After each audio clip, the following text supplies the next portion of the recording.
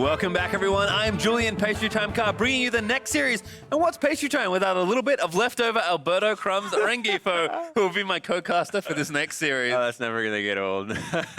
Well, we're going to jump in with our second match of the day as Maryville University takes on North Carolina State. First up, let's meet the roster. On the blue side, it's the squad from Maryville. My summoner name is Wolfie. I go to Maryville University, and I am the mid laner. My summoner name is Clyde. I play support. My name is Tony Chow. My in-game name is Saskio. I play marksman. My name is Aiden Tidwell. I go by Niles in-game. My summoner name is CKG. I play jungle for Maryville University. Last year, I like to describe it as like a perfect storm of things. We pretty much lost our coach. We lost one of our starting players. Compared to last year, our team is, I think, more coordinated, more synced, and I think everyone has a better understanding of their role with the team and how we kind of all fit together. So the defining strength of Maryville would be our winning culture that we created at the school. We're not shooting just to get here, we're shooting to win this tournament and go on to win the College Cup.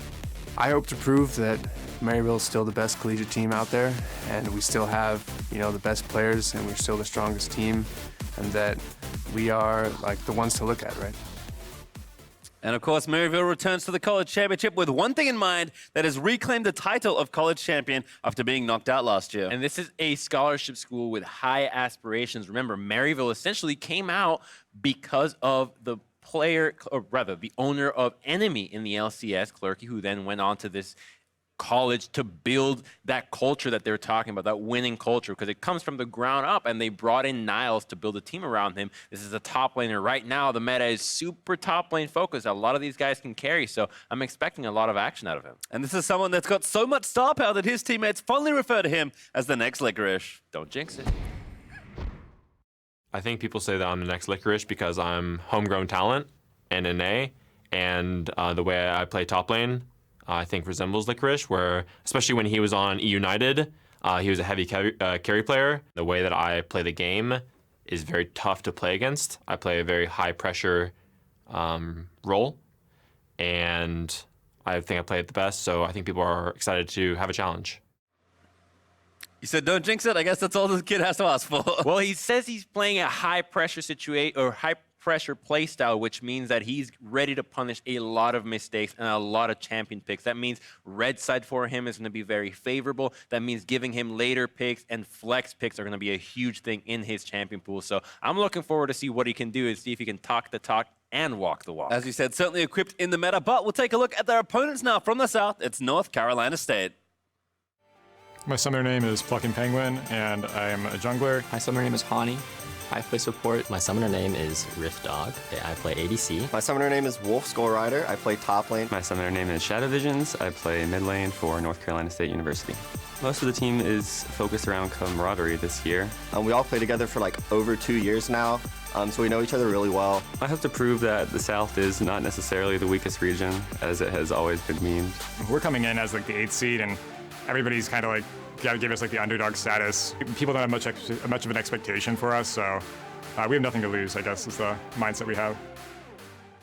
Well, they're going to have to bring that mindset because Niles matches up against another superstar amateur top laner, Wolf, who has actually said that he also looks up to Licorice as a North American success story. Listen, the fact that these guys have been able to play with each other for 2 years is amazing. I can barely hold any relationship for more than half a year, so the fact that they're still playing, most professional teams don't even do that as well. So these guys are convinced that camaraderie is going to help them to win this game, but they also think that it's going to be all about the top lane and the jungle. I mean, again, if we're looking at the top lane matchup as being the one that both teams will be looking at, certainly going to have to look for a lot of 2v2s there. I think you hear them there, they also understand that, yes, they are underdogs, but, I mean, at this point, you've gotten this far. Yes, you're playing a tough opponent, but you just have to come out guns blazing. Yeah, no pressure is the advantage of underdogs. And speaking of no pressure, the bottom lane support, Hani, this is a guy that plays support unlike anybody else. He's playing Pyke, he's playing Bard, he's playing Fiddlesticks, and he does not play tanks. He doesn't care about your Braum or your Tahm Kench. He's down there to carry, to build Medjais, to build Dark Seals. Let's see if he can pull it off today against the favorites, Maryville. Seems like a true solo queue support. We'll see how that comes up here in the college championship because Game 1's draft has begun between Maryville and NC State. Urgot and Nunu, the first two bands there from MU, and Rise and Jace, the first two for NC State. Yeah, you typically see the Ryze and the Jays, but the Nunu and the Urgot, those are super targeted jungle, top lane, just as NC expects that to be the important roles here. They get targeted out. Yeah, of course, one more ban to come here for phase 1. We'll see what Maryville do decide to take away. It is Ari. They're taking a specialty mid laner away from Shadow Vision. So in general, it seems like on the blue side, Maryville very much target banning. Yeah, absolutely. And now what is going to be first pick? Immediately, Aatrox. That's top lane Aatrox. Niles doesn't care. Pick whatever you want into it. And it is kind of risky, to be honest, to blind pick your top laner right away. And NC State has a plan with Sylas and Varus. I think especially with a pick like Sylas up, I am a little surprised to see Aatrox pick so early. Akali was banned, so that's not an option there. But clearly the player is very confident and very prepared here, at least for game 1, because Varus and Sylas answered very quickly by Zoe and Pyke. Jesus, we are just zooming past this champ select. These teams know exactly what they want to play. That's a denial pick out of— Oh my god, it's a brand! All right, I guess this is how it goes here in the college championship. I'm glad we got this series, because now we've got Pyke against Bard. You guys thought Vega was cool. Listen, I'm going to say I have no idea how these guys match up against each other, but I'm pretty sure if Pyke hooks Brand, Brand dies, and if Brand stuns Pyke, Pyke dies. So whoever gets to jump wins. All right, well, I guess some more bans are happening. There's Jax now banned away from Niles, so... But you know it's top lane Aatrox. I mean, they maybe are giving respect to the potential of the jungle flex, because there is no other reason really to ban away a top lane carry. Cannon on the other side there for Maryville, also going to take a few champions away from Wolf potentially as well. Yeah, there's 2 wolves in this game. It's Wolf and Wolfie, I believe. Yeah, if I not didn't pronounce it confusing. correctly. No, not at all.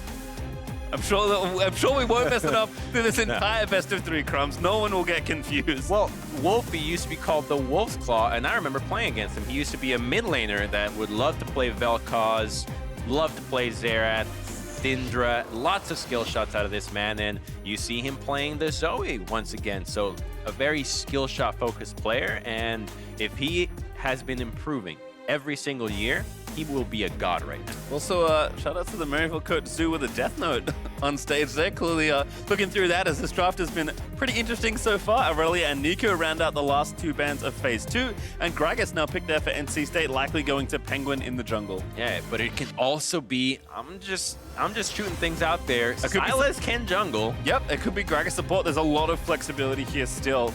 You mentioned Flex as being very powerful in the metagame. Not sure exactly this is what you had in mind, but the last 2 picks are going to be Sivir and Nocturne here.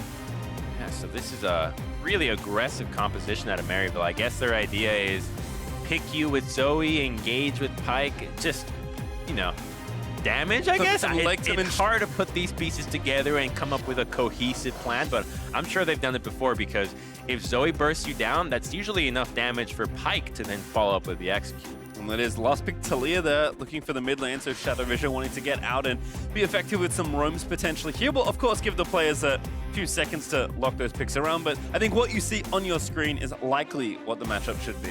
Yeah, so the Talia is a really strong early game mid laner, going to be doing a lot of roaming, especially with the Gragas, maybe taking advantage of Nocturne's pre-6 weakness, and if you can snowball the bottom lane, Brandon Varus can be really annoying, because that could be a poke Varus, that could be a attack speed Varus, whatever the case, he's really great at taking an advantage and just building on top of it. Yeah, it feels maybe a bit more standard, a bit more robust for the NC State crew.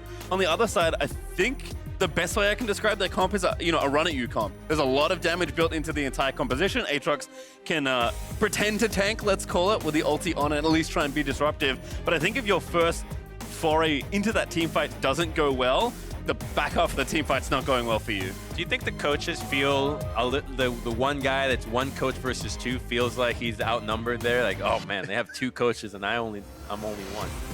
It's like the rare times in Season 3 where you get 2v1 mid lane. You're like, what's happening here? Yeah. Why is there a Twitch and an Annie in my lane? Yeah. He has to do the picks and write down everything. The other one has an assistant. Seems unfair. Well, we'll see how the players play, because thankfully they're both bringing 5 onto the Rift.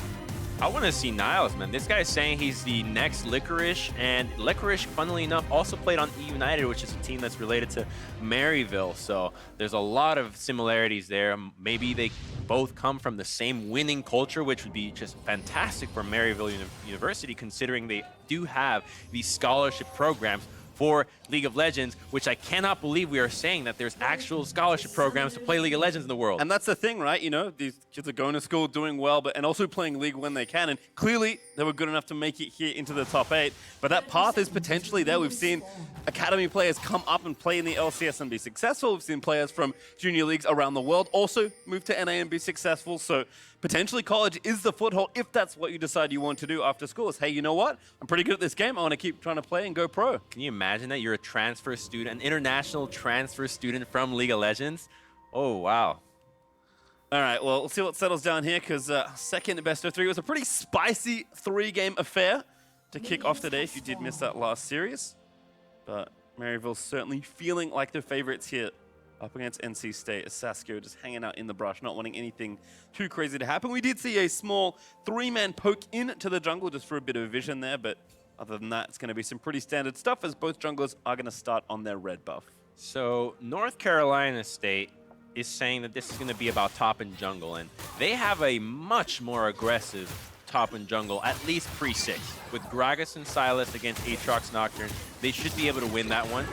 And this lane is just going to be all-out aggression. I mean, you've got a guy with Conquer and another one with Grass. They're both looking to proc these abilities nonstop, and they both heal from hitting each other. So it's going to be really back and forth, and I want to see if Gragas does a route to gank top early. Because he started in the top side, and because you can hit level 3 off this side, it puts you in a really good position to gank the top lane instead of going for your blue side. Yeah, we can see both junglers actually doing the same path, currently red into Krugs, but as you mentioned, half one jungler HP is on the already. other side. I mean, they're only level 1, and they've already fought this much. Looks like Doran Shield versus Corrupting Potion, so Wolf over the lane should get a little bit more done, but now he's going to try and make a solo kill happen. Does use the flash, but does not get the kill. Look at this guy, dude. He flashed before 230 to aggressively try to get a kill.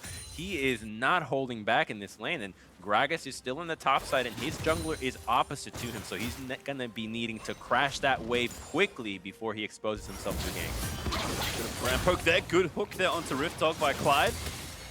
But so far, Varus and Brand, as kind of expected, having that early advantage as far as double range versus melee, plus Siva, who's pretty short range as an AD. I think the other element of the comps I like is that we have 2 roaming champions, really, in Zoe and Talia. See a lot of Zoe around MSI just pushing the lane and roaming up to help the jungler and top. Again, if these teams believe the matchup is about top and jungle, well, it's maybe going to be about top, jungle, and mid lane as they start to roam and move out. It always comes back to mid lane, the most important role in the game, and yet you can play all their champions into the bottom lane, as we've learned very recently. Well, for now, it's just some trading back and forth. CS looking pretty even there in mid. Not the same story here in bottom lane. Hani's aggressive support choices, Ignite Brand, of course, with Comet. What else would you run? Absolutely. You run that, and you know that you've got Gragas jungling on your side, so you can play even more aggressive with Nocturne in the top side. See, remember that the Scuttlecraft change is live, so it spawns at 3:15, which typically results in less fighting, but more both junglers just trading objectives. Nice little taunt. But because the junglers just trade, if you're on one side, it's almost certain that the opposing jungler is on the other, which gives Brand and Varus the opportunity to play even more overextended and make the most out of that range. Oh, really nice gank. The TP in. Wolf was forced to come in after the wave. Bouncy will flash out. But really well set up gank there by Maryville. And look at that wave. That wave is going to push into Aatrox, which means it freezes. With Gragas into the bottom side, this could be a good opportunity to deny CS and experience from the Silas. And they're fighting. They're going at it. Again, that's the problem. Wolf just can't really stand here. Now he's looking for the solo kill. Needed one more auto. Silas does E away with the shield on, but again, this is just a terrible situation for top lane. He also doesn't have teleport. Top lane is in real trouble right now. The jungler from North Carolina has to get up there to really break that freeze and make sure that Silas can get in the position where he's not going to get beaten to level 6 and all in. And you can see now Penguin realizes that, okay, I have to come to this side of the map. My top laner needs some help. My Krugs are back up, so not a bad time to be here and cycle through the jungle. Niles, though, will go back and cash in for a Kindle Gem. looking pretty good as far as battle stats go versus just the potion and the Dark Seal there for Wolf. It's so good that he actually went ahead and warded Krugs before even basing, just to make sure that he knows what the jungler is trying to do, because now you have a really good understanding. You've just spotted the guy finishing Krugs and moving to the top side, so he should know that this is not the time to be aggressive, or at least go for an all-in, just try to get some experience. And yeah, the Gragas shows up, crashes the wave, and now the lane has been stabilized. At this point, you just have to break the freeze. That's your only job there as Gragas. So Niles will finally be forced to CS under the turret, but 10, 12-ish ahead as far as the CS goes, although mirrored here in the bottom lane as Riftdog and Hani have really gotten an edge with their early aggression in the 2v2. But Clyde looking for a roam here on a ward, on top of a ward, unfortunately for him. Can you blame him? No one wants to lane against Brand. That's true. Not even Pyke. Good pick. And there's the first blood in top lane. The solo kill finally bears fruit. And that's exactly use his ulti. What we thought was going to happen. He didn't use the ult, but he still had the level advantage, which is enough because it matters in that. How did this happen? I guess Wolf just can't fight. Oh, he got hit. He got clipped out of the E. Really well played. Damn. And this guy first picked Aatrox, and he's bodying Sylas. Yeah, that's 20 CS ahead now. He said he was here to, you know, play a high-pressure style. Well, it's looking like that here. Beautiful boomerang play, though. Into the turret. Last auto is good for Saskio. That's that danger. You get excited. You're thinking, oh yeah, he's just gonna miss that hook. I'm gonna be fine. What did you say in Chancellor Crumbs? What did you say? I don't remember. My memory is bad. I'll remind you. If Brand stuns Pyke in this lane, Pyke's probably dead. If Pyke hooks Brand, Brand's probably dead. And look what happened. As Drake is going to be attempted by NC State, but Clyde will roam up to make sure that doesn't happen. Wolfie also roaming down, going to pick up the fruit. In fact, almost saying thanks for the leash here on the Maryville side, because CKD's here in time to take it, and NC State just don't have the man advantage to try and contest the objective. In fact, Penguin's getting found out in his own jungle as Pyke going to zip back over the wall. And that's first Drake over to CKG and Maryville University. Thank you very much. It's definitely what they're saying, because that Infernal actually matters so much for Aatrox. He only builds AD. He just stacks that upon itself. And now he has that level advantage. Look at him. He's zoning. This is brutal. Wolf literally can't show. He's saying, oh, please just let me get some experience. I won't show. I swear I won't CS. Just let me keep leveling up. Level 7 to 5. I mean, these are just such tough spots. Your jungler was forced to go down to maybe look at the Infernal Drake. The wave again being really well manipulated here, as it's finally going to start pushing back in towards Wolf. But if you get impatient here as Sylas, you probably just die again. There is currently a 2-level discrepancy in the top lane. In under 8 minutes in, so a really good move from Maryville would be to build up a huge wave and then tower dive Sylas. They're not going to go for it instead. He's going to get some vision and make sure that he doesn't get ganked. But he still has so much control in the lane that you can dive him with Nocturne regardless of the wave crash. And Nocturne is now 6, actually 7. So option there for CKG to use that ultimate to really make the ganks nice and straightforward is available. Wolf did hit 6, so does have the option to steal mainly Aatrox ult if a dive was to come out. But again, you can see Clyde's roaming up. Wolfie's getting the wave push. CKG is going to clear out the vision as he sweeps out the left-hand side of the map. Perhaps Rift Herald is going to be the play for in a minute 20 or so, but the amount of control, 4 champions on the top side of the map for MU. And Sivir is a really good champion to leave behind down here. Yes, she's not the best at just clearing out the wave right away, and she can be dove very easily, but at least you have the spell shield to stop the stun, to stop the chains of corruption, and your boomerangs are going to be able to wave clear. Better than a champion like Ezreal that you think, oh yeah, he's safe, but he can't really wave clear that as quickly as a champion like Sivir can. And again, a 2-level lead still holding there for Niles Redemption up. Hi, Zoe.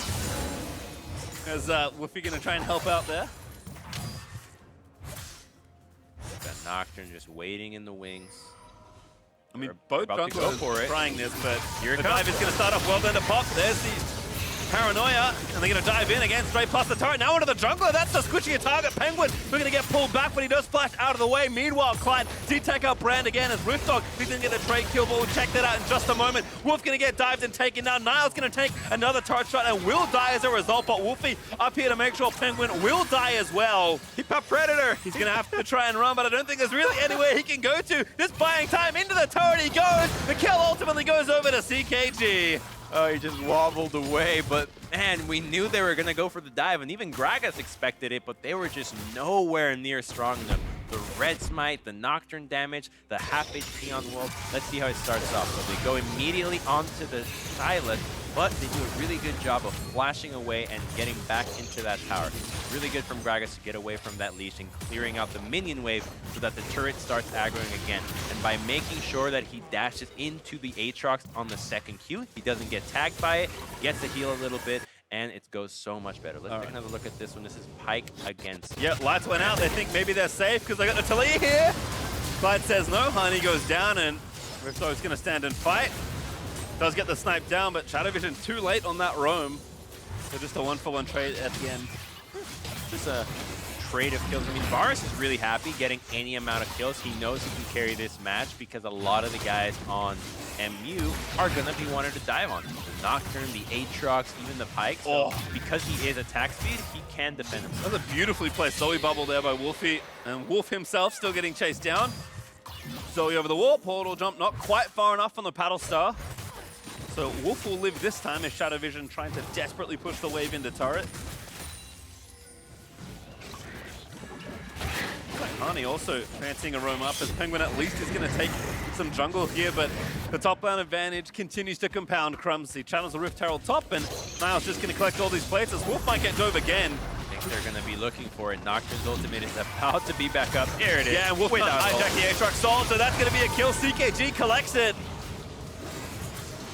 And that turret likely forfeit as well, so instead North Carolina going to try and dive here, but again, Sasko pops ult, clears out the wave, and Penguin too low to dive. That's just abuse in the top lane, and NCS, North Carolina, they have no idea how to respond to the bottom side of the map. They know that they need to be pressuring the other side, but Sivir's doing a really good job at staying alive. She hasn't fed, she has yet to die, and yes, she's getting double their CS. But it doesn't matter. That's not what her job is now. Obviously, you'd want to be in a higher CS position, but the fact that your Pyke gets free roams and that you're smashing the top lane is all you really care for, because you know no matter what, Sivir can always catch up and farm. And on the NCS side, they are going to have to lean heavily into Riftdog here, who has now finished that Blade of the Ruined King to hopefully get this plate gold, collect some of the turrets, and even that up. Although Sasuke fighting really nicely. Hani has to be careful. Sasuke does get the spell shield just barely. Now the Nocturne going to dive in. The stopwatch popper in onto the Varus, who also has the watch ready to go, but CKG into stasis for himself. There's the brand damage down, but again, the Redemption going to try and save the day. Still the shutdown for Riftdog.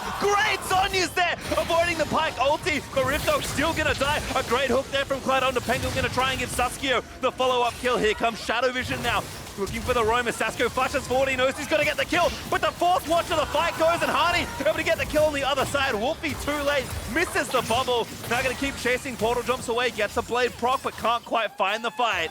I hate stopwatch. Well, they're all gone now, don't worry about it. Holy crap, that fight was so intense. So they're at first trying to dive her. They know the spell shield is down, and Nocturne, okay, he thinks I can get Bram. Nope, it's not gonna cut it. Stopwatch again. So that's two stopwatches already being used. He stays alive. The Redemption comes through, and then once again, another stopwatch. The Pyke can't connect the ultimate, does not have the next reset on the X. You ready? And you're thinking, all right, here it comes, one more. Talia is in. She's going to be able to flash it in. Hits it. Another stopwatch. That's 4 in one fight. That's too much. That's too much, guys. All right, and no follow-up kills there. Wolfie tries to salvage maybe one more, but things calm down for just a moment as Niles has found himself maybe a red buff and a few members of NCS. TKG here again, but they're actually got out of position. Wolfie going to roam up, though. Will zone them off with the bubble. So that red buff goes over to Aatrox, who already has a Black Cleaver finish. And he's halfway through until his death dance as well. So there's just no playing around the top side of the map. And that's why you saw North Carolina just going all the way down to bottom lane, trying to make the most out of this. At least they got a turret. That's huge. That's big for them. The fact that now the bottom lane can start moving into the other parts of the map and affect the top lane and mid lane, but they're diving. Yeah, Shadow Vision had a watch, but it's not going to last too much longer. Goodbye as Niles grabs kill number 3. Oof, this Aatrox is so strong. Guarantee you gets banned next game. I mean, I'm sure he has more champions than just the Aatrox, but looking very good on this one. You can see the plates there between the two sides. Only 6-4, so again, such a polarizing map position with how far top is ahead for one side and bot on the other. Sleep at the wheel there though. Hook blocked by Penguin, who then body slams out of the way. So correct play there for Gragas to make sure to save the support. This is Sivir. Oh, he's here again. There's a Nocturne ulti. This is going to be carnage. Black with a double kill on the Execute ulti. Make it 3 as ripped up with a flash. Only delays the inevitable. They will get a trade kill on the other side of it, but that Pyke grabs the triple and it's gold everywhere. Holy moly, more gold for their pockets. 27k, but the engage from Talia comes back, and at least they get a return kill, going to a much needed Silas that now has 2 kills under the belt, which is not bad. Nice re-engagement. This very well set up again. No hesitation on the engage and a wonderful flank by Aatrox. Hey, so he teleports into the back and they use the Nocturne ultimate. The paranoia there is really the key. Forget about Nocturne getting in. It's the fact that when you press that, they can't see that Aatrox TP'd and is going on your right side. So they had no idea that he was coming, and he's so fed, he's just gonna murder him. And then really well played by Wolf, get the spell shield off. Shadow Vision says, I can come in with the wall and at least get a trade kill. But these teams are just fighting so much. Case in point, once again, a sleep lance. Clyde low, looking to get dunked down by Penguin. Still is under the turret, but there's the ulti out of Dragon. Gonna make it 2. Wolf will go down as well. But still pushing for the turret. NC State fighting back. 2 for 1 is great when you are behind because you're actually not that far behind. You are only 1,000 gold. It's 29k to basically 28. So North Carolina State, yes, Aatrox get really fed, but you are definitely in this game. Let's see how they started off with a nice little toss onto the Aatrox. No way, he soloed him out. Wolf just dives in, hits the W and says, yeah, that's payback. But then Clyde says, all right, I'll try and make it payment in kind. His hook accuracy on Pyke has been really good. And that bubble accuracy also good, as you mentioned. Proficient on the skill shots, but all hell breaks loose now. That all happened because Aatrox wasn't there. So now we're starting to see if Aatrox is not in the fight, Maryville is really not having much of a fight in these games because they have no tank. Nocturne can't get in and survive. Same thing with Pyke or Sivir. So they really just have hope. They need Aatrox to be ahead, and they need him to be alive in this fight. So I think that North Carolina has a good opportunity here, recognizing, hey, wherever Aatrox isn't, just keep fighting. It looks like it's going well. And that's the thing, if that's the plan on the NC State side, then MU just needs to play 4-1 a bit better, right? Your Aatrox cannot be touched in a 1v1 in a side lane, so just stay out of it. Oh. And don't let this happen to you. Chain CCing and land, the corruption goes in, and Shadow Vision picks up another flick for a kill. It's a very dangerous composition. They have a lot of pick potential. Every single one of these members has insane pick to not only displace you, but to lock you down and bring another member. Actually, all of them are just great at that. And Sasuke here actually in the top lane. Sivir, I guess, just trying to recoup some of the farm, given how much was lost after bottom lane got all the attention. But that means that Drake over to North Carolina, they'll happily pick that one up. And the mid turret looking a little unhealthy here for Maryville. We're going to play wave clear, although almost clears that Rift Dog as well. He wasn't even stunned. I mean, Zoe doing pretty nicely. Got those Sork shoes, got the Ludens. Nice CS lead here again, has been very active, roaming around mostly to the top lane. But map still not broken up yet, and that gold, as you mentioned, Crumbs, is very close. Yeah, and it's really difficult for MU to get into these fights as the game progresses. Nocturne is not an engaged champion. He's great at assisting an engage and really furthering. A champion like Sejuani, yeah, she's great at starting the fight, but Nocturne will always get melted. You can see in his itemization, he's looking for a Guardian Angel just to make sure that the fight can start and he can still follow up, because he is going to get blown up right away. That's why a champion like Brand Support comes in clutch. He's so good at dishing out insane amounts of damage, even if you pop him first. He presses all his buttons and he's done his job. Yeah, again, if everyone dives in and all of a sudden there's a Fireclasm bouncing between your team, maybe not going to go so well. Maryville really needs to just, again, play side lane, get the Nocturne in there, get the Pyke in, try and let the Sivir collect farm where she can and open up the map. They do get a tower number 2 as Niles finishes off both his Death Dance and the outer turret there in bot lane. That's a really good spike because there is no healing reduction yet on the side of North Carolina State. They only have Varus's hail of arrows, and that's typically not enough. Especially if not in the same lane. I don't think I want to send my Varus 1v1 versus Aatrox. Not at all. He's so fast and slippery. It's almost hard to forget or hard to remember that with the cleaver and with the death dance, you're practically capped in cooldown reduction, which means that you're dashing every 4 seconds in these team fights as Aatrox, and every single one of those dashes is dealing more damage. And the second you connect on someone, it deals physical damage, which heals you, which then you also diminish some of that because of the 30% damage reduction on the death dance, which makes you tanky. It just feels like, again, 1v1, little to no chance for NC State right now to try and challenge this Aatrox. So I think Maryville doing the right thing, anchoring Niles into a side lane, letting Saskia catch the waves, so they're moving back down to play 4-1 here in mid lane. But NC State doing a nice job counter-attacking here. Again, if the waves don't get cleared up by the Zoe, they have a very real shot at opening up this mid-outer turret. Some very powerful poke here. Oh, Brand, you're tanking. What? Running past the turret. Yeah, all right, forced to go into stasis. That's a real Zhonya's, by the way. And they do take the turret. Really critical point to open up here. Wolf gonna dive in. That's gonna force a flash out of Clyde. So Sivir is collapsing, but Aatrox has not made a move yet. He still has teleport, and with no objectives yet on the map, I think they're just not gonna worry about the Zhonya's being used or a fight. There's nothing to gain just yet. Well, here's Talia, and Silas did steal Nocturne ultimate. So Niles knows that people can join his lane very quickly. Ooh, ulti there, looking for Clyde, but he could not be spotted. He was invisible there, or camouflaged, I guess. He does get out. Saskia collecting scraps in the jungle. Essence Reaver versus Ginsu's First Blade of the Ruin King doesn't feel great, but again, Sivir eventually gets there once the game goes long enough. Well, she's 40 CS down, and there was a point in the game where she was about 60 CS down. She's catching up. They're putting her in the side lanes to make sure that she farms. And Sivir is always your failsafe. She's going to be able to carry, to wave clear. If the game goes on, you can always count on her, and I think that's what MU is doing right now. Maryville, they want to make sure that Sivir is strong enough in case Aatrox and Zoe can't close out the game. And again, the map is still quite close, especially on the Maryville side. NC State did well to get the mid-outer turret. I'm curious to see around the next objective, maybe the mountain that's going to be up in a few minutes, maybe even the first Baron of this game, if teams feel like controlling that side instead. So I think a really big spike for North Carolina State is going to be the Zhonya's out of all of them. So you've got pretty much 4 champions that can use it. And it's huge in not only mitigating some of Zoe's damage, but the engage from Nocturne, the execute from Pyke, and even Aatrox. So the use of Zhonya's, we already saw how effective it was with the stopwatches about 10 minutes ago. If we can see the same thing happen with the Hourglass, I think that they have a really good shot at being super disruptive in these team fights. You can see again that MU now with some vision closed off, trying to find some sort of engage. Nocturne turns out the lights, but... No, Silas turns out. Oh, that was, of course, it was running out. So Wolf pops the ulti. Good catch there.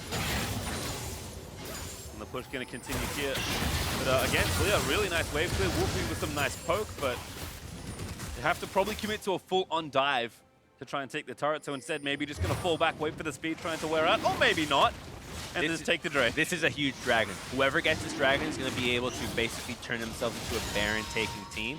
And it really looks like Maryville is going to have it completely uncontested. Instead, North Carolina is opting to clear out Baron vision and make sure that they can't rush it right away, or that they at least have the opportunity to take it themselves. Varus is good at it, but would have loved to have a mountain to just make it even stronger. Nice use by MU of the pressure there that Niles has, because they pushed up, they were able to get vision. Zoe is pretty impossible to check in Fog of War, because you eat a bubble and die very quickly if you can't see what's in front of you. So nice objective play there. A bit more patient than we've seen the first 10 minutes of this game to give that second Drake over to Maryville, but still, things starting to slow down quite a bit. Gold lead's still up, but it's only, again, about 1,300 gold.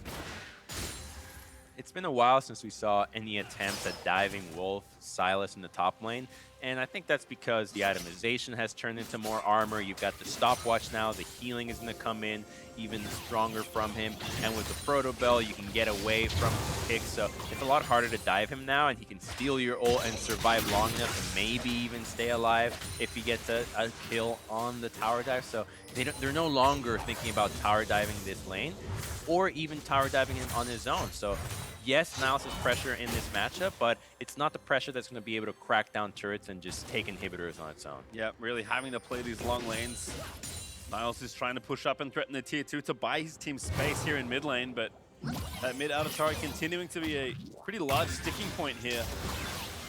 Hani and Riftdog staying anchored here to mid, making sure that the waves do not crash into the turret. And that's a trade-off they had, because normally you want to use Rift Herald against mid laners that have a lot of wave clear to crack that mid lane turret that lets you push into the map. But Maryville opted to use the Rift Herald to snowball Aatrox's gold lead even further. And now they're stuck thinking, well, how are we going to crack mid lane now? We don't have Herald, and if they don't come out, we don't have any siege. Nocturne, that's not a good spot, my friend. Yeah, has to get out of there. Pops the Dustbringer and rides along with a bit of bonus move speed towards Saskia, who's continued to catch waves here and try and close the CS gap. Still sitting at about 30. Oh, great bubble there by Wolfie. That can't follow up. Hani blocking, maybe with some concern. But Niles finally getting some spins onto the turret. Chunks it down to about 40% HP. But this is really taxing work, you know, playing such a long lane, just trying to slowly get turrets. And I feel like the game may have slowed down a little too much to the Maryville's liking, given how high tempo they were playing with their Pyke, with their Nocturne in the first 15. Absolutely. They would have loved to be just crushing right now, but they do have dragons that are much better than 2 clouds, I'll tell you that. And that's going to be enough to snowball, right? That's going to be enough for you to do the Baron. That's going to be enough for you to take the base off of 1 or 2 picks to the point where you can go for some very aggressive tower dives, knowing that the towers are going to be able to be taken out very quickly if you just slightly succeed in pushing them back. So the objectives are definitely in their favor, but when it comes to pressuring the map, part of the problem is they have no one that can face check. How do you establish vision if not a single member can afford to take damage because they're going to be bursted down right away? Well, we've talked at length kind of how Niles is the big champ right now for Maryville. Again, on the NC State side, it is still Riftdog. 3 items now completed, including a Guardian Angel. So have to feel like with 2 items finished for most of the rest of their side, it is time to look for something, maybe action around the Baron, maybe fighting for this next mountain. And they should have the room to maneuver here. Saskia has caught so many waves in top lane that they have to think at what point do you just go in with the Talia trying to force a team fight, because you know that MU wants to play effectively 1-3-1 for as long as possible. I think they gave up on trying to catch the Sivir. She is a mercenary in her own right, and now she has fully cut up the bars. She, in fact, has a gold bounty on her of 200 now. So she is so happy, about to hit that Infinity Edge power spike, that she's been catching so many waves. And wait a minute, holy moly, they're just rushing. They don't have the mountain. They're just starting this right away. And Aatrox has TP. They have to. They're going to get bled out if they don't. Niles takes the tower. They'll get the vision in. The speedrun's still there on the blue team, remember. But Baron is low. A great ball there by Talia. But Nocturne trying to get in there. I think lights maybe turned off by Silas. Yes, it was Wolf, and there's Gragas. NC State do get the Baron. But here comes the fighting from Maryville. Niles diving into the back line with a flash and the knock-up. But 4 flashes over the wall. Niles still trying to chase. Does get over there as well. Wolfie double flashing over, but they can't get anyone. That was amazing. They got the Baron with the chance of a steal, and they only lost the support. Brand, who didn't even have to burn his flash out of that. Yes, you lose a mid lane, and okay, yeah, you might lose the mountain, but you got the Baron. You now have a siege composition with the Varus, with the Talia, and the Brand. I think they're going to be able to do a lot of work here, because Sivir is no longer going to be able to wave clear against a Baron that easily. With 2 Nocturne ults, this is so complicated. Yeah, so let's start it off by looking at Talia wall, making sure that the melee members can't get in. And yes, the paranoia is out, and that is Nocturne's paranoia, but he does not get to secure the Baron. And the second that happens, they're thinking, we're not winning this fight with Aatrox. Get out of the pit, and a few members flash up, but most of them just use their regular abilities to get out of the way. Yeah, Hani dies, but that's a worthy sacrifice to get the Baron and let everyone else get away. Great defensive Nocturne ult effectively there by Wolf. As soon as he knew CKG was going in, just pressed his own ultimate button, and now no one can see, but NC State are already in the pit trying to take the Baron. So well played there. Shadow Vision pulled back. Niles going to try and take matters into his own hands. Currently in a 1v3 on the side lane, but winning pretty handily. We're going to chase down Hani, who is forced to flash out, but no kills given over. You can tell in the way that they use abilities against Aatrox that they see him as the ultimate raid boss right now. He procced the Conquerors, and it is time to get out of there. He's got an adaptive helm, which is going to be huge going into Brand, Silas, and Talia. definitely ahead. It might even work against Gragas pretty well. And tower getting low again. Maryville still up in turrets. You can see the Baron power play. Baron still up for 2 minutes here for NC State, but only up about 900 gold. And they lost the second mountain that spawned after the Baron play as well. It always hurts. When you press tab and you see, wow, we've got 2 clouds and they have fire and stone. More powerful elements. Well, next Drake's going to be Infernal, so we'll look forward You got to to that. fight for that. You have to fight for that. And you now have the 4 stopwatches completed. That is going to be such a nightmare to deal with on the side of Maryville University. They don't have a stopwatch. They don't have a single one. I mean, so they can't afford to buy time in these fights. And that allows the team with stopwatches to play pseudo-tanks. You buy so much time that you can just cycle one after the other, enter the front line. Zanyas, another one comes in. Zanyas, another one comes in. And so, whoa. Wolfie found a flash on the floor, so picks it up to chunk down Wolf, who holds on to his flash. We've only seen him pop people with Q without the Sleepy Trouble bubble going in first. So Zoe's definitely strong enough to carry these fights. We just haven't seen her connect the spells to do so. And he said no stopwatches on the MU side. I mean, this is not a team that looks to build stopwatch dive. On the top side, though, you know, it's a Wolf who has the World Ender stolen. Clyde does miss the hook. Nice protobot, I think, to dodge it, but MU are just forcing. They really want to take this inhibitor turret.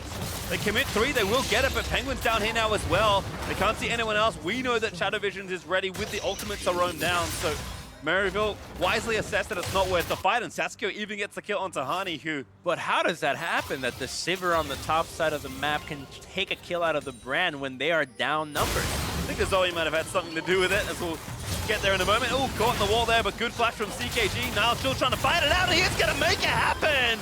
Gets the first kill. Now the rest of Maryville arrive to kill Shadow Vision. They'll pick off the Gragas as well, and all of a sudden the map is just broken. Look at the death timers. It's 40 seconds on 3 members with only a Varus up to defend, and this guy doesn't even have a flash. How is he going to defend this? He doesn't have the Baron to stop this push. I think that Maryville's going to end. Here's Hani again, but he's just so squishy. Picked up again by Clyde. The accuracy is amazing for the Pike, and Riftdog kiting away from his own Nexus to try and save the game, but Niles will keep him busy. Maryville will take down the Nexus and take game 1 from North Carolina. It's not every day you get to see the team that gets Baron loses the game within that same Baron power play. Not the ideal one, but Maryville showing what Niles can do in that top lane. The second that Aatrox joined any fight, you knew they were going to win it. The plan from minute 1 was overload the top lane. And at minute 30, they realized that that plan was pretty good. So they stick to it, they get everyone into the bottom lane, and that's enough to end the game. It really was. I mean, you hear the chants. NC State, bring it back. Well, we'll see how that all works out, but an interesting game, certainly. I mean, the first 15, all about the top lane, basically they're on the Maryville side, but NC State did a really good job of delaying that game to a point where it almost looked like with that Baron, they could find their fight and just say, okay, this is our game now. They felt very reactive except for that one play, that Baron, and that looked like a culmination of there's so much pressure on the map, we need to do something big and now. They really struggled to punish the Sivir into the bottom lane, even though you knew that the map was split in half. So I want to see them come out into the next game, anticipating that a lot of pressure is going to be put into the top side and making sure that they can really punish the opposite side instead. You expect it to be a lot about top jungle. It was kind of mostly about top lane, and the junglers joined in, and things fell apart. I mean, you saw Niles there. He's, taunting in game. He's looking very confident as he pulls himself out of his chair to go talk. I want to see more emotes. Oh, I don't know if we've got emotes enabled. We'll find out. But for more on that Maryville win, let's get a breakdown from the State Farm analyst desk. Thank you very much. Pastry time. Maryville able to come back and take the victory. I'd like to take a chance to reintroduce Mark Zimmerman on the desk. Of course, can't not introduce him here. And Mark, initial thoughts here on this scrappy battle between the two teams in red. I mean, the thing that stood out the most, at least right off the bat, was how different the draft was from the first series, where it felt pretty meta from like a MSI perspective, where it's like a lot of the flex picks bans. And then here it's like, we're banning solely comfort in what the other team likes. Right. I think they felt like they had the freedom to ban these targeted champions because they were more comfortable in these flex picks matchup than the other teams. And the Aatrox and the Pike are pretty valuable flexes for your first rotation. So I understand the draft, especially coupled with the Sivir, should allow the Pike to roam and hopefully affect the mid lane. So I thought that there was nice ideas in this draft, and the early game execution was fantastic. It was just in the mid game they started to falter. Yeah, and one of the big things that we were discussing here on the desk was the Aatrox pick compared to the Sylas, right? First pick here, Aatrox Sylas being traded on over. Niles gets his hand on that, and Niles went crazy aggressive here and a lot of focus on the top side of the map to get that Aatrox going. Yeah, we were definitely thinking, both of us were like, oh, Sylas is probably the better of the two champions, but level 1 flashing on top of the Sylas, just trying to exert dominance the entire game, and then finally, finally I say in air quotes, at level 5 he finds the solo kill. Yeah, exactly. It was from the first wave. Niles is being true to his word. He's playing this high pressure style. And realistically, Maryville did a great job of identifying this early game win condition. We're going to play through this Aatrox, we're going to dive top tower, we're going to pick up all these kills and hopefully translate that pressure towards mid. And this was a well-executed play. The redive is a nice idea here. I think they can do this. Maybe if this execution is slightly cleaner, they can take the two for one perhaps, but overall it's still a really nice play.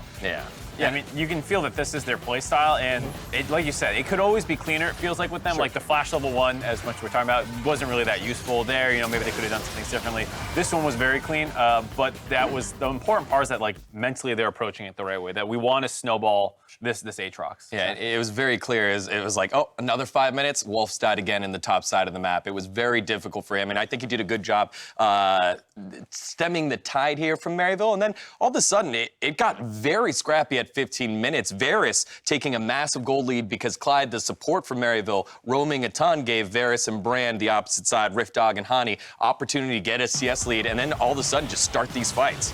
Yeah, and these fights on mid, it's whoever team goes first is usually favored. And this is such a beautiful fight here. Niles flashing in with a Pike follow-up for the triple kill.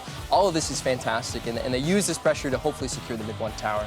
I mean, not like they don't want to answer it. Talia eventually came down, traded a couple kills back, and it just felt to me like maybe a little disrespectful on the side of Maryville, where like they feel like they're the better team, they know they're better, and so they didn't go as safely through all of the steps that you're supposed to in terms of properly getting vision control, being safe when you know the enemy team has people off the map. It felt like they were so confident that they would win this game that they start cutting a couple corners. Yeah, they definitely were skipping steps in the mid game and taking fights that weren't necessarily favorable. They just felt like they were so much stronger that any fight they took around Aatrox, they would inevitably win.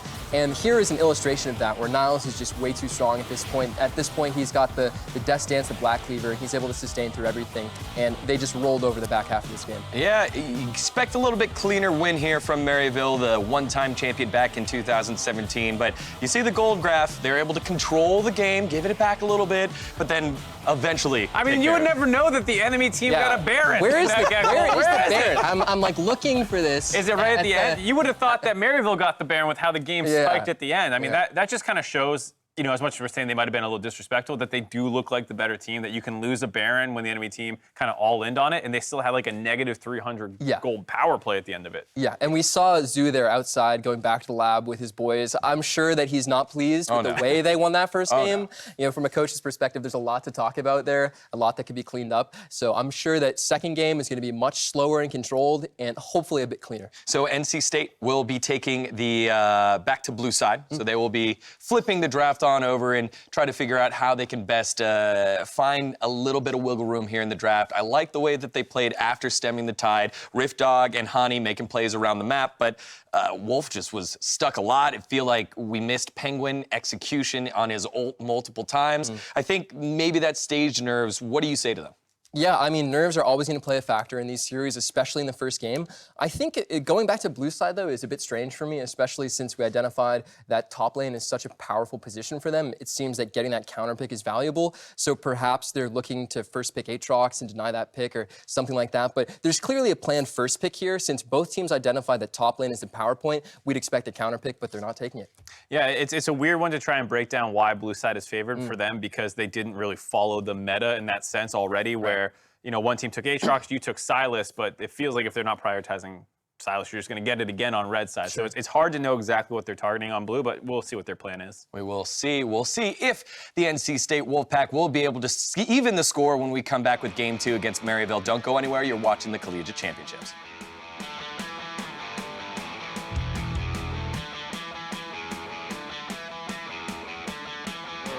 Mom, Niles. She's right there. Oh, I see her. Hey, Mom. I have my glasses on. Mom. Hey. Oh, I got so happy. She smiled so hard. Wolf's going to get dived and taken down. Niles going to take another charge shot and will die as a result, but Wolfie up here to make sure Penguin will die as well. He's here again. There's a Nocturne ulti. This is going to be carnage. Black with a double kill on the Execute ulti. Make it 3 as ripped up with a flash. Only delays the inevitable. Once again, a sleep lance, flying low, looking to get dunked down by Penguin, still is out of the tower, but there's the ulti out of Dragon. Gonna make it 2, Wolf will go down as well. Yeah. Nice. Yeah. Yo, baby! Kill the game, boys.